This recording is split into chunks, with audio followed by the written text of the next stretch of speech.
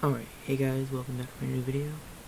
And if you didn't know, the newest Batwoman episode came out, so episode 201, also known as season 2 episode 1, Whatever Happened to Kate Kane. And if you haven't seen the episode, you'd probably leave since I'm talking about spoilers. But as a whole, it was a great episode, probably the best of the series. And if you haven't watched it yet, just remember to go in with like an open mind and try not to think too much about the previous season. And it just genuinely is a lot better. But now into the breakdown. So, as you can see here, it starts out with her like sleeping in her van, and then we just see this massive explosion and a plane falling like out of the sky. A little bit about her situation, where she doesn't have a job, was in prison for 18 months for a crime she didn't commit, just stuff like that. Doesn't have a real house other than her van.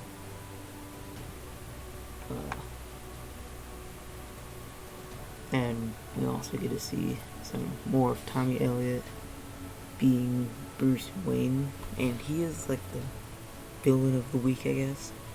Like, they'll probably use him maybe a little more as Tommy Elliott, but not as Bruce in the future, but it seems like they're not going to do that, and I'll get into that a bit more later. But he has a bit of a fun time in Wayne Manor, and then he goes downstairs and sees Alice, and she's very upset at him. It's also revealed that he wants to become Batman, and so he wants to get the bat suit. And she reveals what her master plan was, is that she was going to use that kryptonite to give it to Commander Kane and have him kill her, and then realize that it's his daughter, and then he's killed his daughter, and have like this whole psychological thing. But now she can't do that, and so she's very upset. And kills one of Elliot's friends, I guess you could say. And yeah, he goes to the pros and reports her, while she kind of just stays in the house. But also in a flashback, we get to meet Ryan's mother, or Dr. Mother. And it's revealed why she loves plants so much, is because her mom was like that, and we get to see them having their own apartment. But then later in the episode, they're attacked by a gang, and it is revealed that it is Alice's gang, which I'm a little disappointed about. There wasn't Scarecrow like they originally planned, but I'll have a separate video on what I think happened with that. And then there's this, like, she kind of just tries it on. It wasn't like a fight or flight type scenario like I thought it was going to be. She just kind of puts it on to have some fun. And then she does this scene from the trailer. She pops down and goes boo. But it didn't go so well as it might have seemed. And she's like thrown on the ground. She has a big fight and is like struggling to fight them, which is good. Because when going this episode, I was afraid maybe that they'd gloss over the Kate Kane and like her becoming Batwoman, like she'd just know how to do everything. But at least they had some scenes of her struggling. Yeah, just because she wouldn't know how to use it right away. It just wouldn't make sense. But she is fighting the False Face Society, and it does confirm that the guy that was a Scarecrow henchman is not. He's just a French? What? He's a False Face Society member. I think it is a reference to Scarecrow, but it's not him or his henchman. And there's also a Joker one, which could be reference to Joker as well. And then, I thought this would happen at the end of the episode, but it happened like halfway through. But I was pretty much right what happens. She's in like the sewer, and she gets confronted by Luke and Mary, and they want the suit back, of course, and she basically says no, that she'll give it back once her mom's killer has been found and brought to justice.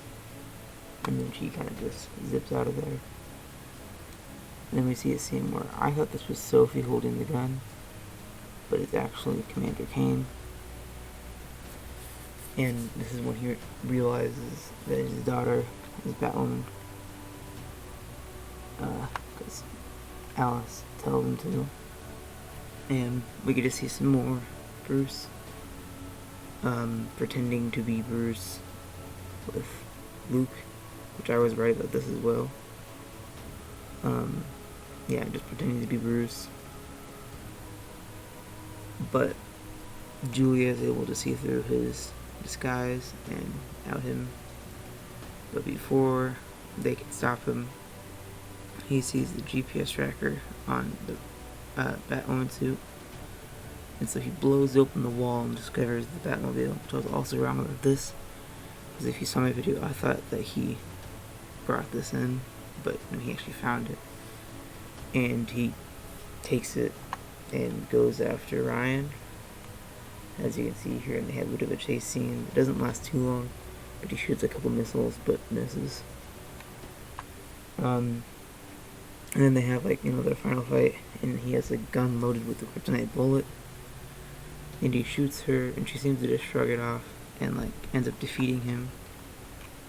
And punching him a bunch of times until his face kind of falls off like this.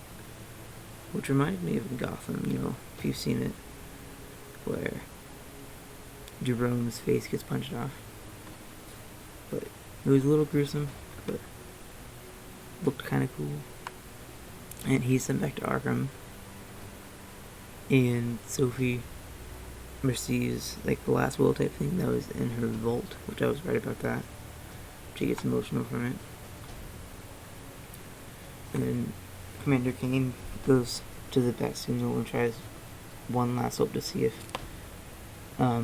maybe that Kate is Batwoman, and if she is, that she'd come back. And then she sees the Bat Signal. And here we see a little weird thing with Alice with Mouse's body, which is only like a couple days old.